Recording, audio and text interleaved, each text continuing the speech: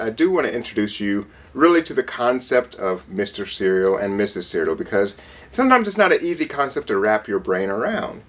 Now, sometimes upon hearing the phrase Mr. and Mrs. Cereal, you think, okay, we're like Mr. and Mrs. Cereal, like, Cereal is our common last name. It is, but not like in the way of like marriage, because there actually is a Mr. Cereal. My wife is not Mrs. Cereal. I've explained that to a lot of you guys. You already kind of know, but she's not Mr. Cereal. She's just Mrs. Cereal because she's married to Cereal, as I'm married to Cereal. You don't get the title of Mrs. Cereal just by being married to Mr. Cereal. No, that's not how it works. You get the title of Mrs. Cereal by being Mrs. Cereal, which means you're all about cereal. So cereal is kind of like the common thing between a cereal. I'm married to Cereal.